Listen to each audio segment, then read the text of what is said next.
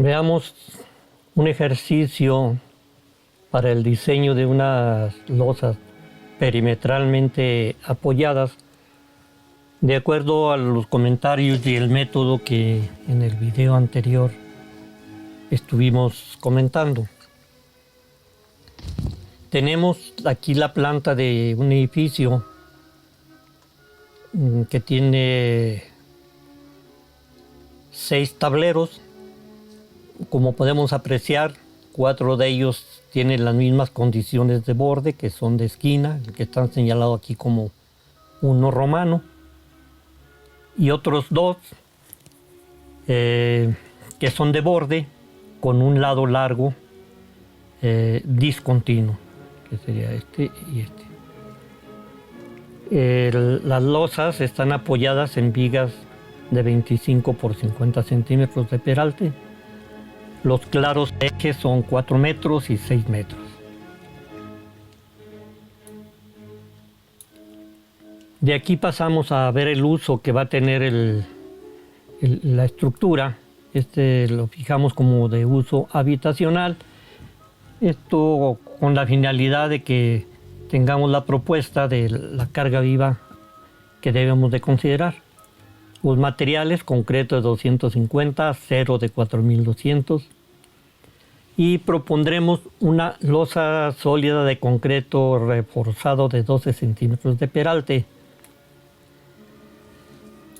Aquí quiero hacer el comentario que en el diseño de las losas debemos comenzar con una propuesta del peralte de la losa para poder hacer una estimación del peso propio.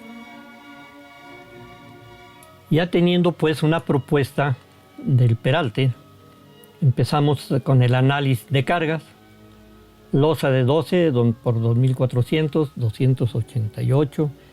Consideramos un piso cerámico que pese 25 kilogramos por metro cuadrado, incluyendo el adhesivo. Un firme de nivelación.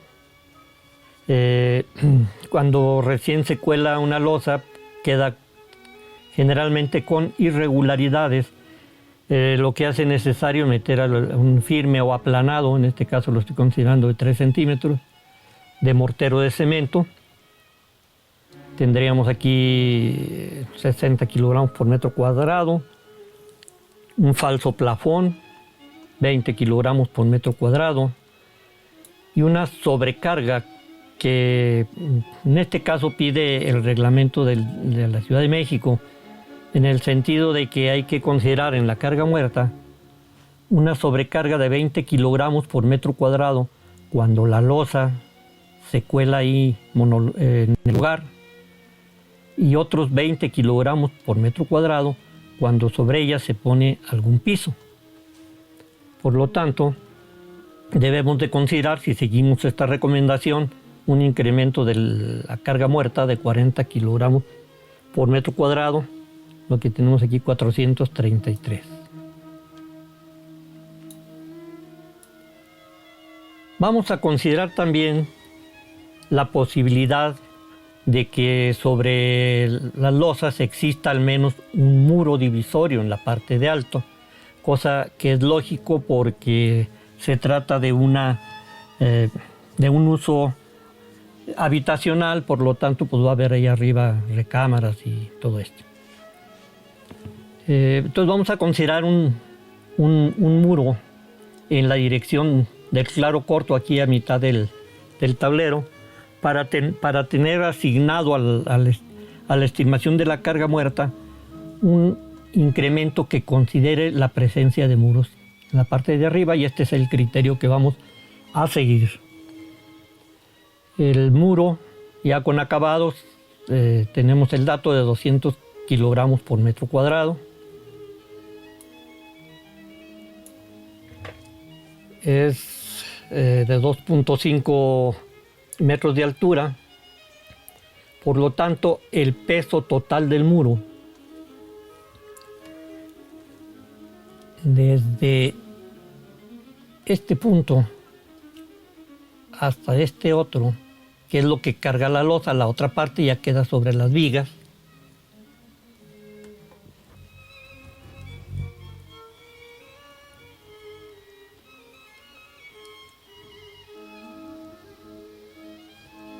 es de 3,75 metros. Recordemos que el claro entre ejes es de 4 metros, por lo tanto, el valor del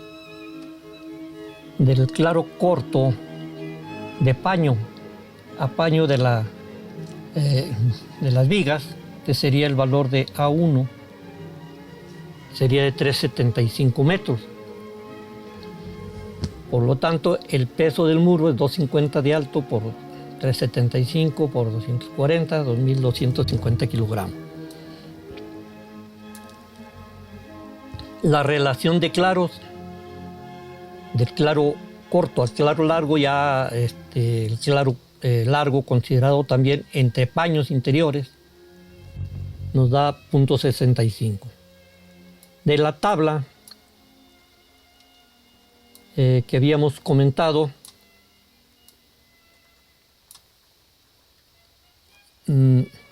podemos sacar que para 0.65 le corresponde para el muro paralelo lado corto un valor de 1.4, interpolando. O en un momento dado, pues pudiéramos tomar el 1.5. Si no se quisiera hacer la interpolación. Bien, aquí ya sustituyendo el peso del total del muro entre el área del tablero, nos da una carga por metro cuadrado, y con un factor de equivalencia, vamos a llamarle así, de equivalencia, nos da 146 kilogramos por metro cuadrado. Esto significa que una carga lineal como un muro, para que produzca los mismos efectos que una carga distribuida, tendrá que ser igual a la carga distribuida multiplicada por ese factor de corrección. De aquí determinamos la carga muerta, que es los 433 que teníamos acá de la losa, más los 146 de la carga equivalente, 576. Por otro lado, la carga viva que voy a considerar en este caso está siguiendo el criterio del Código de Edificación de Vivienda, que para uso habitacional nos pide 170 kilogramos por metro cuadrado. Esto será dependiendo de las normas del reglamento. Para el caso, por ejemplo, de la Ciudad de México ya cambió a 190. De cualquier forma, debemos estar conscientes que los valores que nos fijan las normas son los valores mínimos que debemos de considerar. En este caso, 170 de carga viva, kilogramos por metro cuadrado, pues de carga viva es el mínimo que debemos de considerar. Si hay alguna otra consideración que quisiéramos hacer, pues por alguna razón pudiéramos manejar una carga mayor. Ya teniendo nuestra carga de servicio, podemos hacer una revisión del peralte que hemos propuesto. Porque uno de los objetivos de proponer el peralte es tener la carga y con esta poder hacer una revisión de este peralte. Primero, determinamos el esfuerzo de trabajo en el acero, que se había dicho que podemos tomar como el 60% del esfuerzo de fluencia, lo que nos da 2.520 kilogramos. Aquí está equivocado, es kilogramos sobre centímetro cuadrado. Y debe de ser sobre centímetro cuadrado.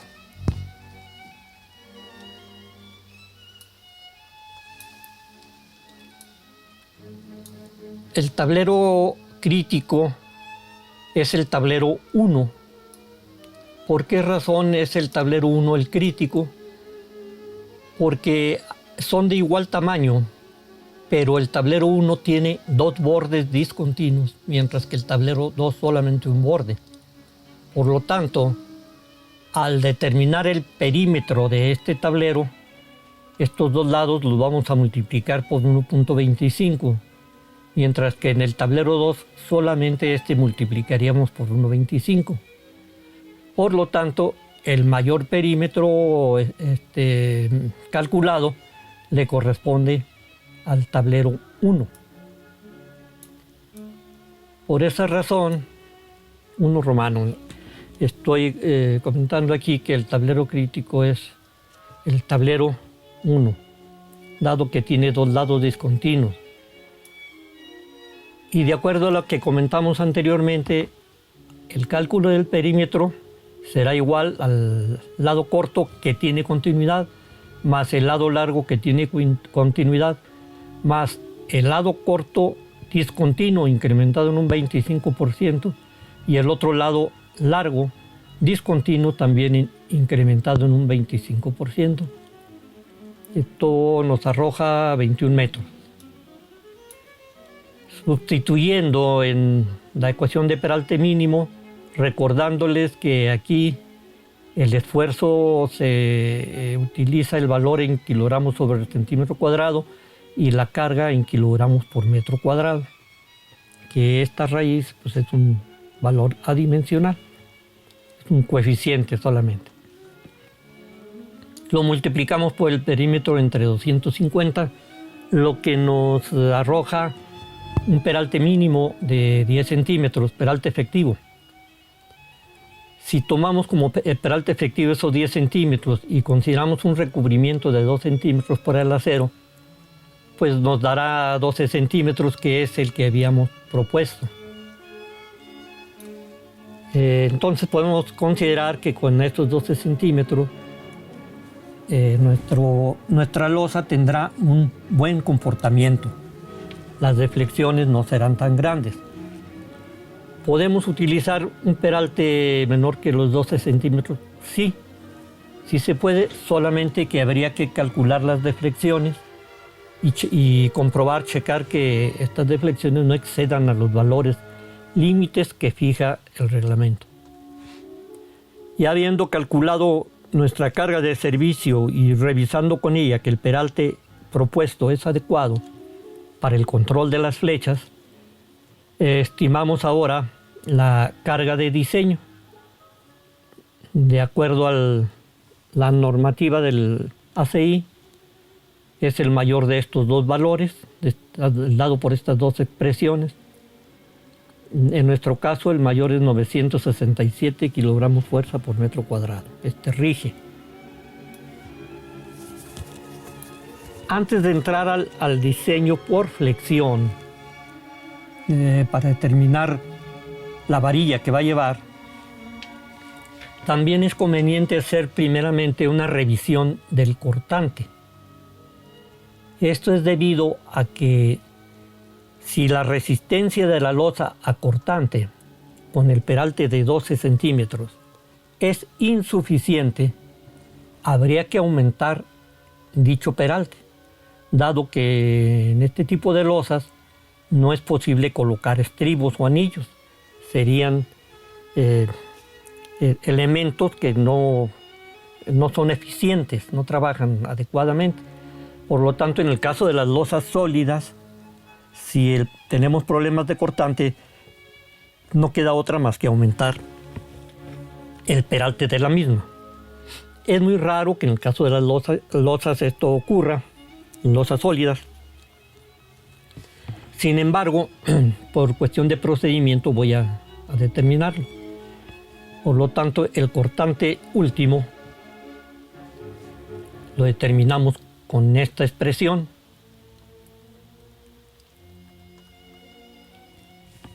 Nos da 1108 kilogramos.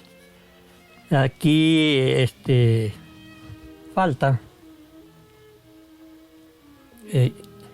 considerar que como el tablero tiene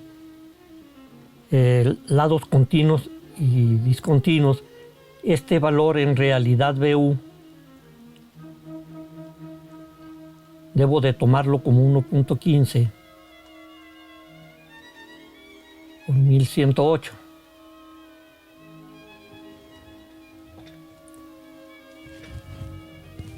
Muy bien.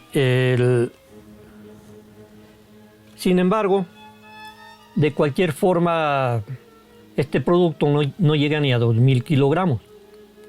Si vemos la resistencia de la losa, la determinamos por esta expresión que utilizamos en vigas, en donde BW es 100.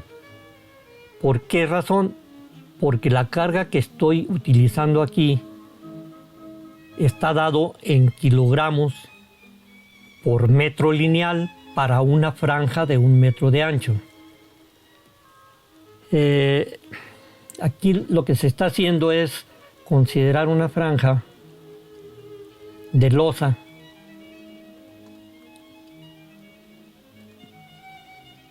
de 1 metro de ancho, y nosotros sabemos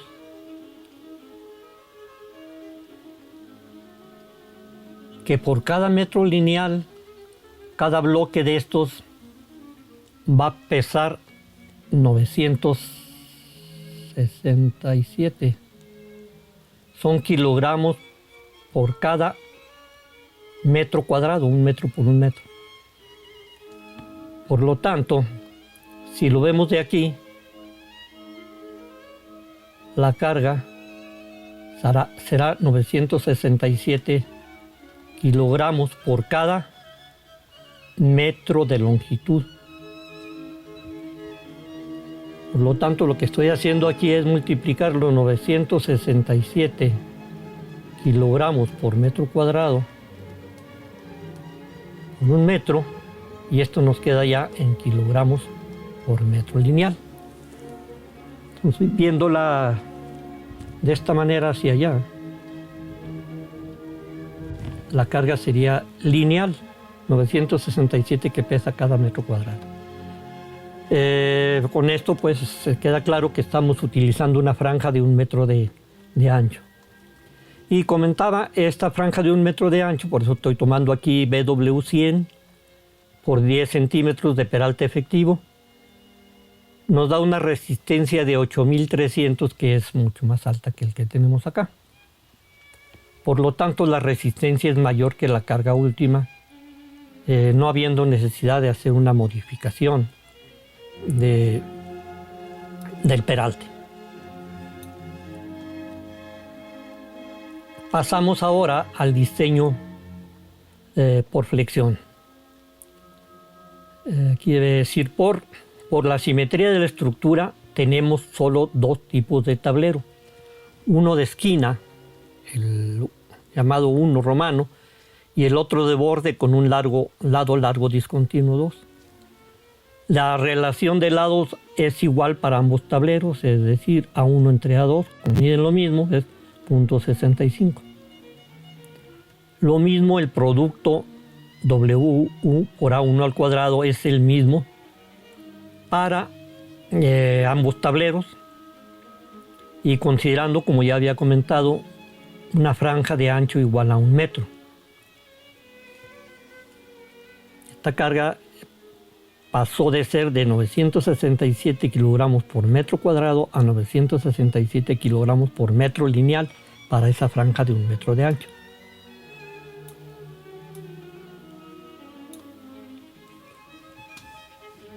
Determinamos un refuerzo mínimo que para nuestro caso de losas perimetralmente apoyadas, el refuerzo mínimo que nos rige y que normalmente fijan los diferentes reglamentos es el mínimo por temperatura, no el mínimo por flexión. Por lo tanto, el mínimo para acero de 4200 es 0.0018 del porcentaje mínimo, y multiplicado por el área de la sección transversal nos resulta 1.8 centímetros cuadrados. Esto es obviamente para un ancho de losa de 1 metro. Estamos utilizando aquí 100 centímetros. Entonces cada metro debe llevar 1.8 centímetros cuadrados cuando menos. Y el valor máximo para que la losa esté controlada por la tracción lo determinamos a partir de esta expresión y nos da 0.0161. También aquí hay que hacer un comentario. Realmente las losas sólidas en estructuras normales es muy difícil que lleguen a requerir más acero que el máximo para que esté controlada por la tensión o por la tracción. En caso de que fuera así, en algún caso extraordinario, cargas muy altas, etcétera, pues ahí lo que conviene es aumentar el peralte. No pensar, obviamente, en hacerlas doblemente armadas, sino aumentar el peralte. Por otro lado, también es conveniente que tengamos primero determinado también cuál es la separación máxima a la que puedo poner nuestros refuerzos, nuestras varillas. De acuerdo al reglamento es el menor de estos dos valores, 5 veces el peralte, que serían 60 o 45 centímetros. Rige este, no podemos ponerla a más de 45 centímetros. Esta tabla que presento aquí está hecha en Excel. Aquí tengo el peralte total, el ancho de la franja, que es 100 centímetros, el peralte efectivo 10 centímetros, el mínimo, el concreto de 250, el acero de 4200, el factor phi de 0.9, y estoy proponiendo aquí utilizar varilla del número 3, 0.71 centímetros cuadrados. Toda esta leyenda, pues obviamente lo traje de nuestra tabla de coeficientes. Todo esto que tengo aquí viene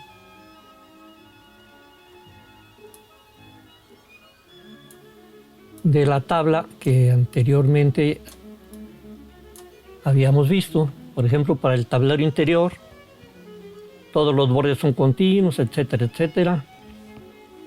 De aquí también se toman estos corto, largo. Y los coeficientes que estoy utilizando, que son para 0.65, pues es la media entre los de 0.6 y 0.7. Aquí serían 489 y 432, y el resultado entre 2, y multiplicado por 10 a la menos 4.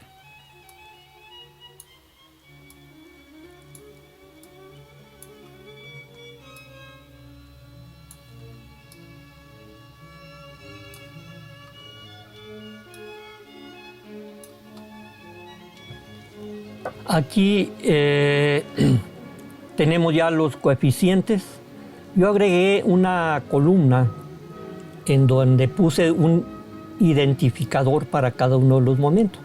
Por ejemplo, de la tabla decimos que es un tablero de esquina, el 1, y tenemos un momento en bordes interiores. Los bordes interiores es hacia donde hay losa, para el claro corto y para el claro largo. A este negativo en borde interior de claro corto le llamo M1. El coeficiente es el que promedié, y aquí el valor de W/1 al cuadrado.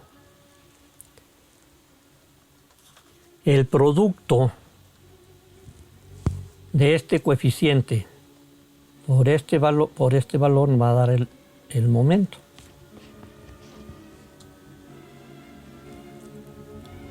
Luego ya aquí, como en el caso de las vigas, determinamos el coeficiente R, que es igual al momento último entre phi BD cuadrada. El porcentaje con el valor de la expresión que utilizamos para el caso de vigas. Y el área de acero, que será igual al porcentaje por BW por D. Recuerden, este es igual a PW al porcentaje por BW y por D. También está calculado el refuerzo mínimo. Debemos de comprobar que para todos los momentos que hayamos calculado, todos estos momentos, el acero que necesita no sea inferior al refuerzo mínimo. En nuestra tabla vemos que solamente para el primer momento negativo interior claro corto es ligeramente mayor al mínimo, pero en el resto de los casos el área de acero que necesita la losa es menor que el refuerzo mínimo, que es un 80. Por lo tanto, puse otra columna en esta parte. Es el valor de AS que voy a utilizar. Obviamente que entre estos dos, pues el de 1,82. Y para todos los demás, de estos dos, el de 1,80, que es el mínimo. Y aquí en esta otra columna determinamos el número de varillas. El número de varillas... Oh, caray.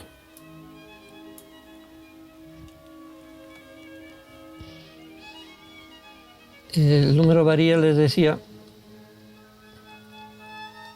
es igual al área de acero que requerimos entre el área de acero de la barra.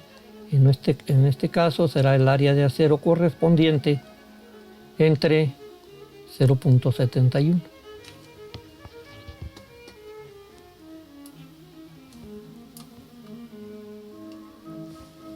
Vemos que pues no es una cantidad cerrada, que para este momento se requieren 2,57 varillas en un ancho de 1 metro. Pero no podemos en 1 metro poner 2,57 varillas, sí podemos colocar el equivalente con una determinada separación. Esta separación S será igual a la inversa del número de varillas. Dado que el número de varillas es dado en varillas por cada metro, entonces el inverso nos va a quedar en metros por cada varilla. Por esta razón, esta S será el inverso de este número de varillas. Aquí tenemos que el resultado es 0,39 metros para todos los casos. Este valor es menor que el máximo que pudiéramos colocarlo, que es de 45. No podemos ponerlo hasta 45, cuando mucho a 39. Aquí estoy proponiendo que por cuestión práctica, ya en la obra, pues lo pongamos a cada 35 centímetros. Y en este caso cumplimos con todos los momentos leccionantes. En esta figura puse unos diagramas esquemáticos de las franjas en cada una de las losas. Por ejemplo, de este sería el diagrama de momentos para una franja en esta dirección. Este M3 sería en este borde, M5 aquí en el centro de la franja esta, y M1 en el apoyo aquí. Ya sabemos que este continúa hacia allá. Este termina ahí.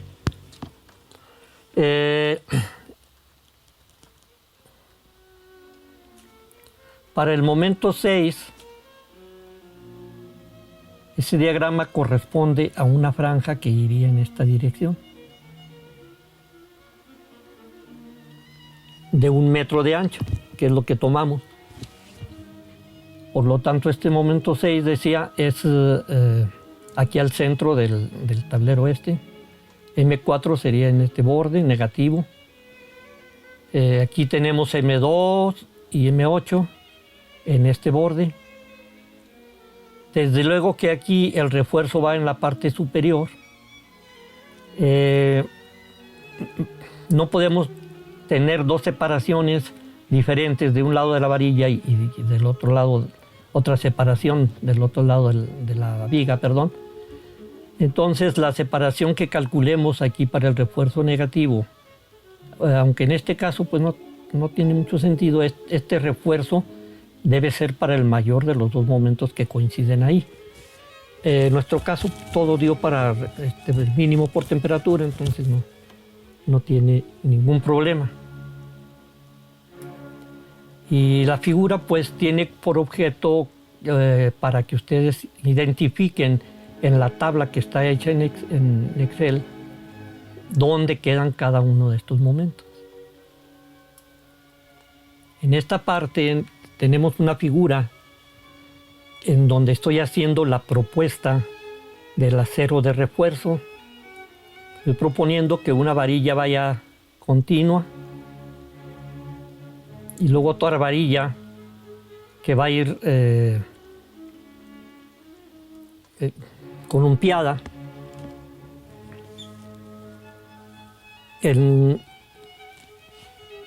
Cada una de estas varillas va a ir a cada 70 centímetros con el objeto que dentro de ellas nos queden a 35 centímetros. Es decir, que esta distancia entre estas dos es 35 centímetros. Si yo dibujo la otra que va recta por acá, pues de esta recta a esta otra recta, sí serían los 70 centímetros. Es decir, tenemos una varilla columpiada, una recta, una columpiada, una recta. Estas van separadas entre sí 35, 35, 35. Por lo tanto, entre una recta y otra son 70. Lo mismo entre una columpiada y otra son 70, que es lo que se está indicando en esta parte. Aquí estoy colocando un bastón también cada 70, porque el criterio que sigo es dejar una varilla corrida para dar cumplimiento al reglamento que pide que se procure que al menos una tercera parte del acero positivo, que es este que está aquí, pase continuo.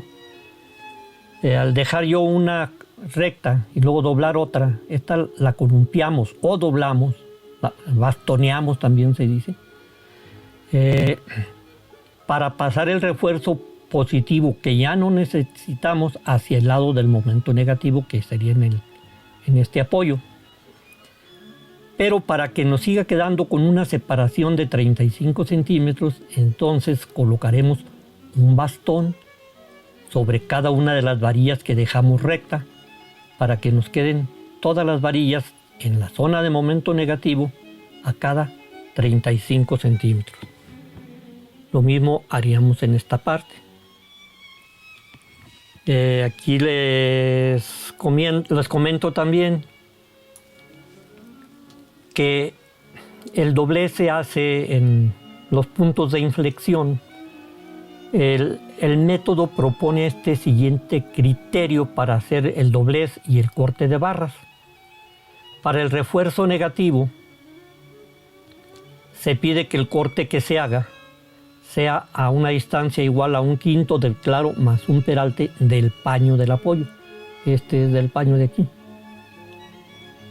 Y para el refuerzo positivo, que se doble o se corte, que sea a una distancia de 1/6, aquí debe decir menos de, un error, de dedo,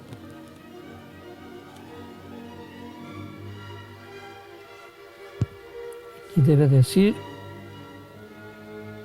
menos de, el resultado sí está bien. La idea es que entre el refuerzo negativo y el refuerzo positivo exista una zona de traslape, dado que el punto de inflexión en realidad puede tener desplazamientos por la variación de la carga viva. Y con esto se logra que el refuerzo positivo y el refuerzo negativo estén traslapados, como se aprecia aquí en esta figura. Les pido que den una revisada a este video. Les envío las copias del material para que ustedes puedan estudiarlo y estoy a sus órdenes.